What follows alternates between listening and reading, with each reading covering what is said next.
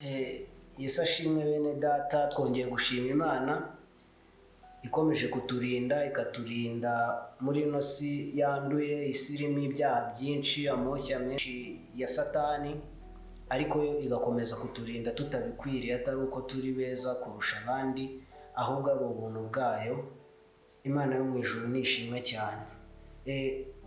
Twongeye kugaruka kuri channel yacu ya Gospel Rwanda Kona, aho turi kumwe n'umupasiteri. Ushize twari turi kumwe ni Pastor RUGEREKA Vincent, ngira ngo yaratwibwiye, ariko nubwo yatwibwiye hari ikintu cyatunyuzeho twembi, ntiyadusobanurira ku nkomoko yiwe cyangwa se urugendo rwiwe mu gakiza. Wenda nubwo yabitubwira mu ncamake, akatubwira background yiwe kugeza ahari ubu ngubu. Namusaba yuko rero yadusobanurira, gusa mbere yuko dutangira yabanza akanadusengera, tugafatikanya tugasenga kugira ngo ijambo tugiye kumva, kugira ngo ubuhamya turi bwumvira ahantu bugire icyo buhindura ku buzima n'ubugingo bwacu. Imana yo mu ijuru ishimwe cyane. Reka dusenge. Nyagasani Imana yacu turagushima, uri Imana y'urukundo n'imbabazi, uri Imana itwitaho, niwe Imana yaturemye iduha kubaho. Uyu munsi nta kindi twamamaza, nubwo turi kuri zino televiziyo n'imbere y'ikamera, turi hano kubw'icyubahiro cyawe. Reka rero umugisha wawe uze, kandi buri muntu wese dukurikiye n'uri kutwumva ahabwe umugisha kubw'ijambo ryawe mu izina rya Yesu, amen. Turabashimiye muvandimwe. Uyu munsi tugiye kuvuga kuri iki kiganiro, muri iki kiganiro, ariko utubajije ikintu gikomeye cyane cy'urugendo rwacu rw'agakiza. Ikintu cya mbere ni umugabo, ariko ikintu nashaka kuvuga kiruta ibindi ni uko narakijijwe. Ariko mu gukizwa ntabwo nikijije nanjye numvishije ubutumwa bwiza ndizera. Umuririmbyi yavuze ngo yambwiye ko ndi umunyabyaha, ndihana, ndizera neza. Ariko nagize amahirwe yuko uyu munsi ndi kuvuga ubutumwa ahantu mvuka. Navutse mu mujyi wa Kigali, Igikondo, hariya CGM Imburabuturo niho nize muri primaire yanjye yose. Ariko ndashima Imana yuko uyu munsi wa none ndi kuvuga ubutumwa mu mujyi wa Kigali, n'ubundi ariho hantu mvuka. Nkivuga gusa ngo mvuka Igikondo, ushobora kwita wibaza ngo Igikondo aba pastor. Just ndashima Imana yuko maje kubona abavandimwe bandi benshi Yesu yagiye agira ubuntu, ndi kubashakisha kugira ngo tugere tuvugana. Muri Gikondo habamo abantu bafite impano zitandukanye, ariko Imana kudukora igitangaza. Turi kubonamo n'abapasiteri bamwe bakijijwe, bamwe nzajya mbazana kuri studio, kuri kamera tuganire, none twebwe turi kwiganirira nk'abanyamugihe. Hari abantu benshi bagiye baza ngo mbese birashoboka ko umuntu uvuka i Kigali muri Gikondo, bamwe bavuga ngo ndi kubeshya, ariko ntabwo mbabeshya. Basi uzagenda Igikondo ugende ubaze RUGEREKA Vincent, bazamukubwira Vincent, bazamukubwira rwose ndi umwana wakuriye hariya imbere y'umuhanda. Ariko Yesu yagiriye ubuntu, arangiza ambabarira ibyaha byanjye. Icyo nicyo kintu cya mbere nakoze. Yesu yarantoranyije mu magana menshi y'abanyabyaha. Muri iyi yaravuze ngo magana menshi y'abanyabyaha yanoranyijemo ngo mishutiye. Nanjye mu banyabyaha benshi muri quartier twavukamo y'abanyabyaha benshi, nanjye yarantoranyije. Yesu agira inshuti ye. Icyo ni cya mbere. Ikindi cya kabiri, angabira umurimo. Pawulo avuze ijambo ryiza abwira Timoteyo ngo ndashima umwami Yesu Kristo ko yabonye ko ndo kwizerwa mu bantu benshi b'abanyagikondo bene wacu. Namwe murabizi b'abanyagikondo, murabizi muzika ahantu tuvuka ukuntu hameze, n'abantu bahakomoka n'ibyaha bihabera ukuntu bingana. Ariko turashima Imana yuko, ndashima Imana yuko mu magana menshi, nawe wishyiremo mu we pastor wundi nawe wakijijwe ndakuzi, mu magana menshi y'abanyagikondo b'abanyabyaha. Nanjye sinibuvuge ngo abanyarwanda, mu banyagikondo benshi b'abanyabyaha, mu banyamujyi bakavukire b'i Kigali benshi b'abanyabyaha, nanjye yanoranyijemo. Arangije agabira umurimo. Uyu munsi nitwa pasiteri uvuka i Kigali. Iki kibazo abantu bajyaga bakimbaza bakambaza ngo ni gute umuntu avuka i Kigali, ko twagiye tubona abapasiteri benshi baturuka mu ntara, ni gute umuntu avuka i Kigali akaba umupasiteri? Ubu ni ubushake bw'Imana, ntabwo ari imbaraga zanjye nanjye ubwanjye, ntabwo ari byo bintu ndashaka. Nuko Yesu yagiriye umuntu gusa akantoranya. Kandi reka nkubwire, narakijijwe. Ikimwe nzi nuko nakijijwe, nakiriye Yesu nk'umwami n'umukiza. Ikindi cya kabiri, nizeye ko mfite ubugingo buhoraho. Reka nkubwire mwene data, ngewe niyo napfuye muzi njya ngira ubwoba ngo nupfa se uzajya, niyo wabimbaza igihumbi nahita ngusubiza ngo nimpfa nzajya mu ijuru. Kubera iki? Nakiriye Yesu nk'umwami n'umukiza, amubugingo buhoraho. Icyo nicyo kimwe gikurikiyeho, nimpfa nzajya mu ijuru. nukuri ntimuzajye kubishidikanya cyangwa bya bindi bajya kuvuga ngo ariko ngo rwose ngo tubwire ubuhamya ngo yari ameze gute ngo mu minsi ishize yari ari mu rusengero, ngewe ntimuzabivuge, muzavuge yuko umunsi napfuye, muzavuge yuko ngiye mu ijuru. Icyo ni kimwe. Ikindi cya kabiri, buriya nakuze rwose, buriya izina ryanjye ntabwo nitwa Vincent gusa, nitwa Vincent Paroti. Nakuze rwose numva nsaba umutagatifu rwose, nabaye umuhereza mwiza rwose. Hari Igikondo kuri Vincent Paroti, nakuri Igikondo niga muri gardienne ya Vincent Paroti. Bano bantu ngo batanye muri Vincent Paroti, ndi mu bantu batangiye gardienne y'Igikondo yo muri Vincent Paroti, nanjye nayize muri iyo gardienne. Rero Yesu arampamagara ndamwitaba. Ntumbaze ngo kubera iki yamamagaye akanjyana muri indi dini. Ni ukuri nari nzi ko ni ukuri, na mama wanjye wambyaye yari azi ko nzaba padiri, nanjye kandi numvaga nzaba padiri. Ariko nta padiri nta pasiteri, twese turi abakozi b'iki b'Imana. Ahantu bizatandukanira ni uburyo wabaye umukozi w'Imana. Uri umukozi w'idini cyangwa uri umukozi w'Imana. Njyewe nabo byatandukaniye, ndi umupasiteri, hari n'umupadiri, ariko ndi umukozi w'Imana. Narahamagawe, Yesu ahindura ubuzima bwanjye, ndamwizera. Tukiri aho ngaho, watubwiye yuko wakuze uri umuhereza mwiza. Hari ibintu abantu reka mbita bisi bakunda kuvuga, nubwo usanga bari gutebya bagira bate, bavuga batese niba wari uri wenda mu bakatolike ukaba wakoraga iyo mirimo runaka ugahindura kugira ngo ube pasiteri, aho ntabwo byaba byaratewe nuko wenda washakaga nko gushaka umugore, bakaba bavuga ati habayeho kunanirwa k'umubiri? Ibyo bintu bijye bibaho, njye mbyumva abantu benshi babivuga ko bijye bibaho, ariko si byo byambayeho ngewe. Ikintu cya mbere cyo, nakijijwe mfite imyaka 12.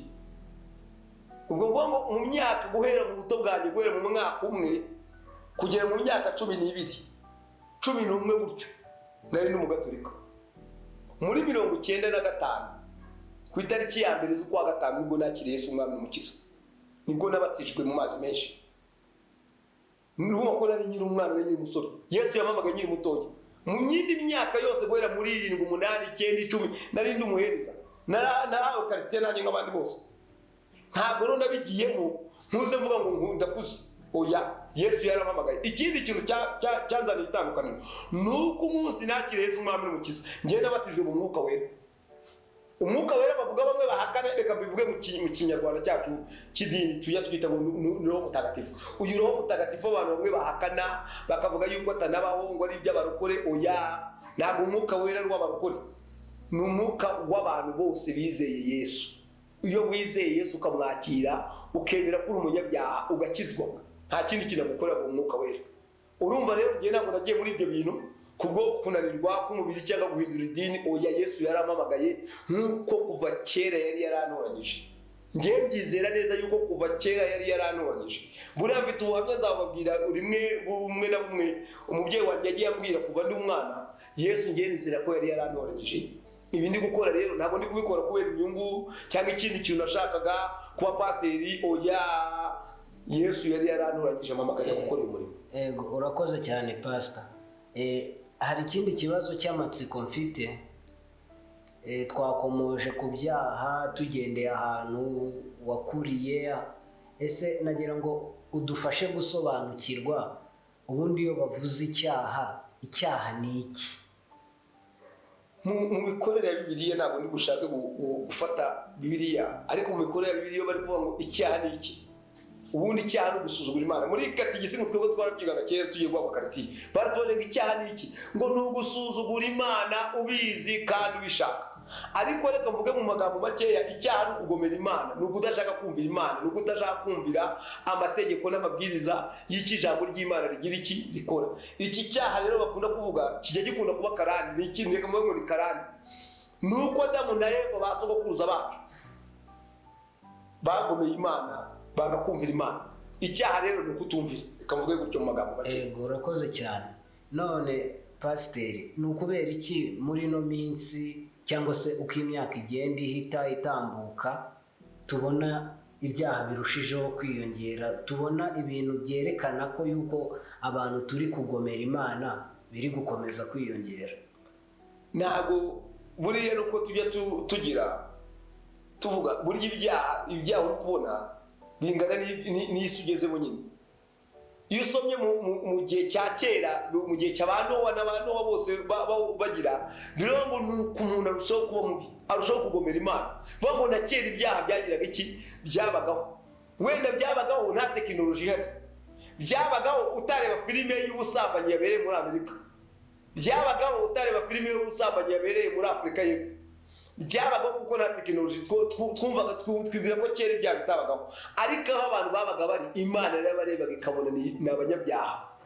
Ntabwo rero buri ibyaha, impamvu turi kubona ibyaha biri kuba byinshi, tukavuga ngo ibyaha biri kuba byinshi rwose, uko ikoranabuhanga n'iterambere rigushaho kuza, niko n'ibyaha nabyo na Satani nawe agira iterambere mu gukoresha abantu ibyaha. Noneho twabireba tukabona birakabije. Ariko Pawulo abwiye Pawulo yanditse neza avuga ngo mu minsi y'imperuka hazaba hari ibihe birushya. Ibi bihe birushya rero abantu bazaba bakora ibyaha mu buryo bw'indengakamere. Pawulo agiye abivugaho neza, akajya avuga uburyo abantu bazaba bakora ibyaha by'indengakamere, abagabo benda abandi bagabo. Uyu munsi ibyo twageze mu munsi tugeze mu gihe cyitwa ubutinganyi. Ubutinganyi bwagezweho, ushaka amafaranga menshi no kuyabona cyane yamamaza ubutinganyi, akavuga ukuntu abatinganyi bakwiye kugira just ikintu kibabaje. Impamvu ubona isi iri kugenda iba mbi nuko ari cyo gihe tugezemo nyine, ni iminsi y'imperuka. Ni iminsi y'imperuka, turi kwinjira mu minsi y'imperuka nyine. Ariko buriya njya soma Bibiliya ngasanga umunsi w'imperuka biribwa watangiye ku munsi wa Pentekote. Rero ngo mu minsi y'imperuka nzasuka umwuka wanjye ku bantu bose. Uwo munsi w'imperuka atangiye ku munsi wa Pentekote. Umunsi turi mu minsi y'imperuka iri kugenda itwegera, turi kugenda n'ibimenyetso byo kugaruka kwa Yesu turi kugenda tubibona. Niyo mpamvu rero ubona ikintu cyitwa ubutinganyi, aribyo byaha bavugaga by'indengakamere, biri kugenda byiyongera biruhije. Ubona abantu bamerewe nabi, abantu bari gukora ibyaha bimwe birenze iby'indengakamere. Rero nukwera ko tuvite ahantu turi kubyigira. Kera ibyaha byabaga mu muryango, bigakorerwa mu muryango, bikarangira aho ngaho kuko tutarabona ku tekinoloji. Ariko uyu munsi dufite n'ahantu hejuru tubikopera, kandi tukabona babikoze ntacyo byabatwaye, natwe tukumva twagira iki. Dufite abantu tubireberaho muri filime, mu mavideo, mu buryo bwose butandukanye, dushobora kubona ibyaha biri gukorwa. Mfite ikibazo kuri iyo ngingo. Ntabwo ngiye ku ruhande rwa Bibiliya cyangwa se ngo mbe umuhakanyi, ndagira ngo dufashe abantu basobanukirwe. Ibyo bintu byo kuvuga ngo ubutinganyi bwaza buri kuzanwa n'abazungu, buri kuzanwa n'abanyamahanga. Hari umuntu muganira ukumva arakubwiye ati se ko bazana ibyo bintu mukavuga muti gutya na gutya abazungu, none iyo Bibiliya yo iyo bataramuka baje nko mu gihugu cyanyu cyangwa se ngo baze muri Afurika ngo bayizane babigishe buryo ki muzajya musenga ariyo mukurikije n'ibiki mugashaka kujya ku ruhande rwayo, byo ko nta kibazo mubigira, ariko mukagira ikibazo ku yindi mico bazana. Urabibona imyambarire yarahindutse, urabibona umuntu arabona inyogosho y'umukinnyi akayishyiraho, umukobwa arabona umuhanzi runaka wambaye gutya akambara gutyo.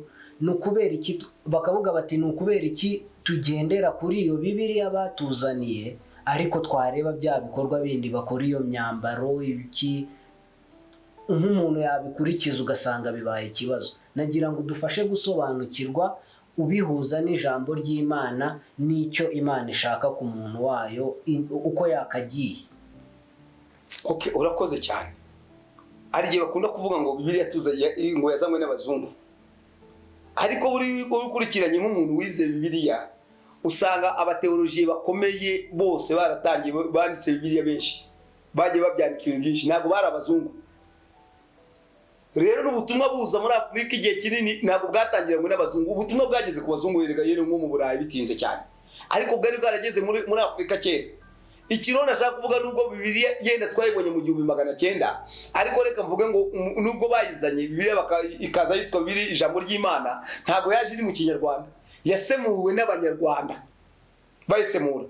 Ariko Bibiliya ni ijambo ry'Imana, kandi ikintu cya mbere Bibiliya idufasha cyambere, idufasha kumenya gutandukanya ikibi n'icyiza.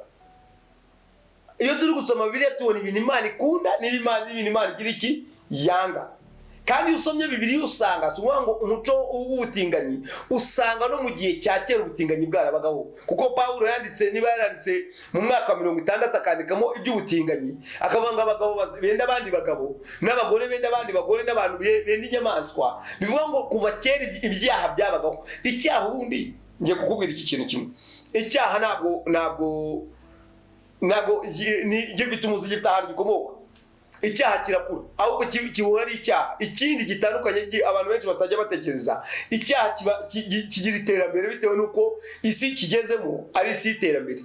Icyaha kera cyabagaho, ubusambanyi bwabagaho, ubutinganyi bwabagaho, ariko uburyo bwakorwaga nibwo bitandukanye n'uyu munsi.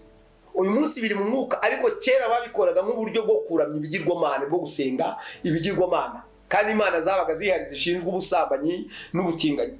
Rero uyu munsi wa none turi kubikora nko kwishimisha, cyangwa reka nanjye mvuge ngo turi kuramya Satani, n'uburyo bwo kuramya Satani mu buryo budasobanutse neza. Uyu munsi rero mpamvu ubona abantu bari gukopera ibintu byo hanze, ngo bakazana ngo kubera iki dushaka ko dukopera ibiri by'abazungu bazanye. Ibyo reka mvuge ngo ibyo batuzanye muri Bibiliya byari byiza, none se batuzanira n'ibibi nabyo tubikunde ngo nuko ngo babizanye nabyo. Ibyo bintu ntabwo bikwiye kubaho. Niyo batuzaniye ibyiza reka tubyakire nk'ibyiza, ariko niba batuzaniye ibibi tuvuga ngo batuzaniye ibyiza turabyakira, ngo reka noneho n'ibibi batuzaniye nabyo tubyakire. Iki nicyo cyerekana impamvu uyu muntu uri kudefana ikintu kimeze gutya, nicyo cyerekana kamere y'icyaha muri wowe, yerekana ko uri umunyabyaha, kuko bari kuzana ibyaha ukumva bakuzaniye ibintu byawe bikurimo ibyo ukwiye gukora. Kubona abantu bambaye bari gufotora ukabona umuntu w'i Burayi imyenda yambaye niyo umunyarwanda nawe yambaye, niba yabonye yambaye ubusa, iriya ni publicité ya Satani. Nibyo nakubwiye ngo turi kujya mu isi y'ikoranabuhanga. Uyu munsi ikintu cyabereye Burayi gucye twakibonye mu Rwanda. None rero kubera n'intuza twita twumva yuko uriya n'umusitari wabikoze n'umuntu ukomeye w'i Burayi uri kubikora, nanjye mbikoze mu Rwanda bagira iki? Babona babikurikiza. Ariko bajyacuga umugani w'ikinyarwanda ngo gahugu umuco akandi umuco. Hari rero bikurikiza. Ibyo ni ibintu byo muri Amerika, nawe ukaza kubikurikiza mu Rwanda ngo uri mu iterambere. Ariko mu Rwanda dufite imyambarire yacu ya kinyarwanda iduhesha agaciro.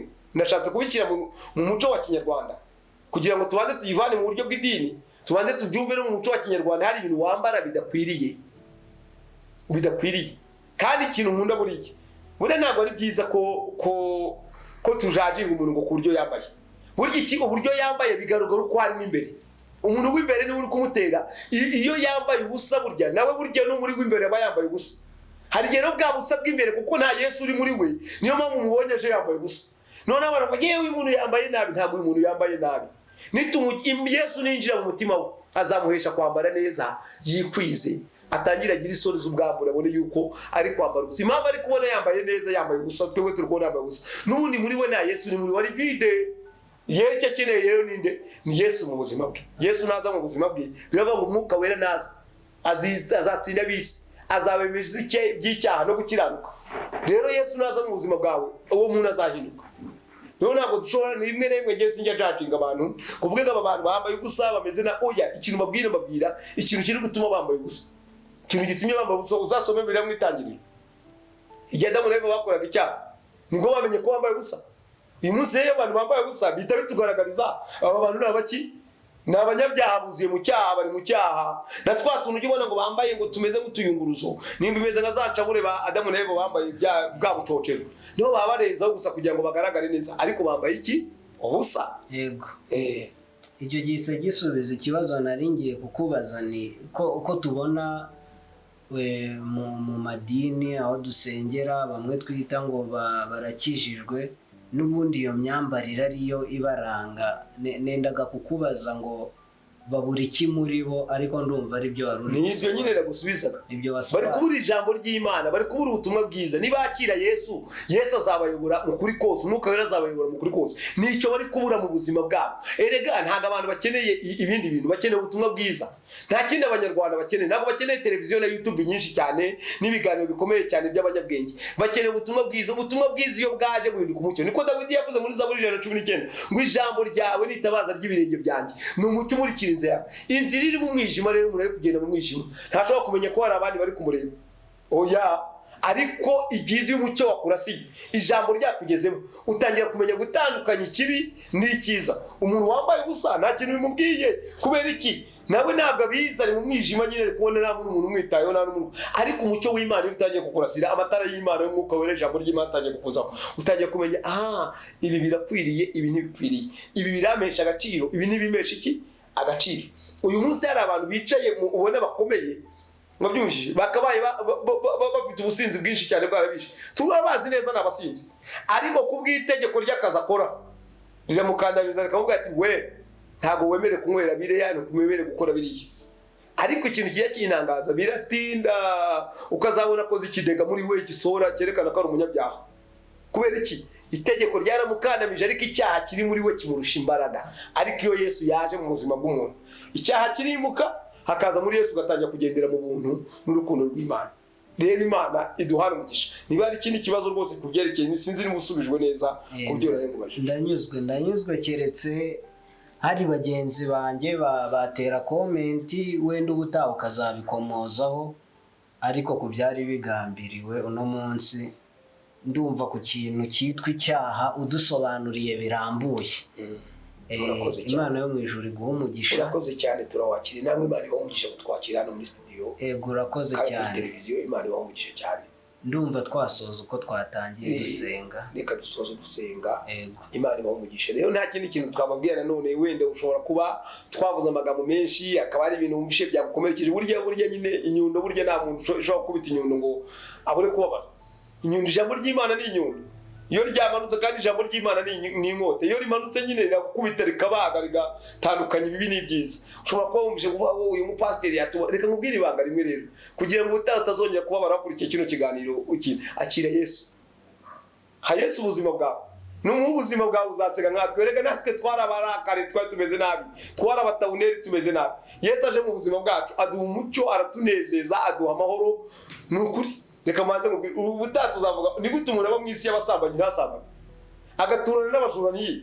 Nta kindi kintu gishobora kubikora, ni Yesu gusa muri twebwe. Kubera iki? Twemeye Yesu ko atuyobora. Reka dusenge. Nyagasani Imana yacu turagushimye. Tugushimiye abantu bumvishije iri jambo, bumvishije kino kiganiro. Turabasengeye kugira ngo Mwami abantu bafashwe nawe. Dusengeye abanyarwanda kugira ngo bakizwe. Mwami turinginga kugira ngo bene wacu b'abanyarwanda bakizwe, bene wacu b'abanyarwanda, abasore bacu, abakobwa bacu, abagabo, abagore, abasaza n'abakecuru, abana batoya. Mwami turasenze kugira ngo abanyarwanda bene wacu bari kutwumva badukurikiye umunsi wa none bakizwe. Uyu muntu twumvishije umuhe umugenderere Mwuka Wera kugira ngo abashe gukora ibyo ushaka n'ibyo ushima. Tubisabye Imana mu izina rya Yesu. Amen.